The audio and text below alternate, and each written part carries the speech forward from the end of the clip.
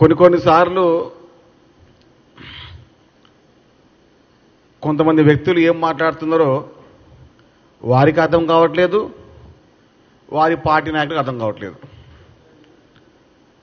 ముఖ్యంగా తెలంగాణ రాష్ట్రంలో ఈ వ్యాధి సోకిన వ్యక్తి ఉన్నారంటే అది కేటీఆర్ మాత్రమే. అరే ప్రతిసారి దిగిపో, ముఖ్యమంత్రి రేవంత్ రెడ్డి గారు దిగిపో.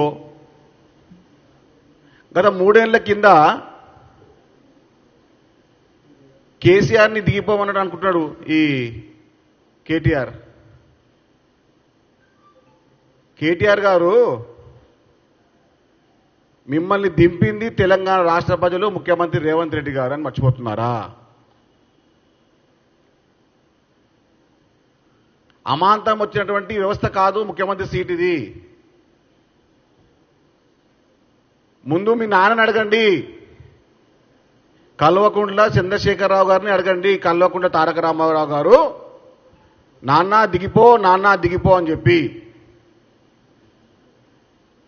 బీఆర్ఎస్ పార్టీ అధ్యక్షునిగా కల్వకుంట్ల చంద్రశేఖరరావు గారిని దిగిపో దిగిపో అని మాట్లాడి, ప్రతిరోజు ఉదయం మాట్లాడి, అదే మాటని ప్రెస్ మీదకి వచ్చి ముఖ్యమంత్రి రేవంత్ రెడ్డి గారు దిగిపో దిగిపో అంటున్నాడు.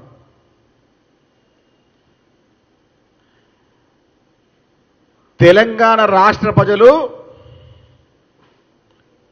మీ అరాచకాలని భరించలేక, మీ దుర్మార్గాలని సహించలేక, మీ కుటుంబ రాజకీయాలకు విరక్తి చెంది మిమ్మల్ని దింపేశారని చెప్పి మీరు మర్చిపోతున్నారు.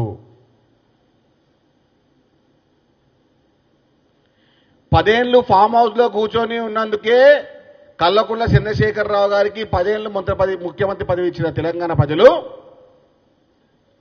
ప్రజల్లో ఉన్నందుకు, ప్రజాపాలన చేస్తున్నందుకు ముఖ్యమంత్రి రేవంత్ రెడ్డి గారిని వచ్చే 20 ఏళ్ల వరకు, వచ్చే 20 ఏళ్ల దాకా ముఖ్యమంత్రి సీటులో కూర్చోబెట్టబోతున్నారు తెలంగాణ రాష్ట్ర ప్రజలు.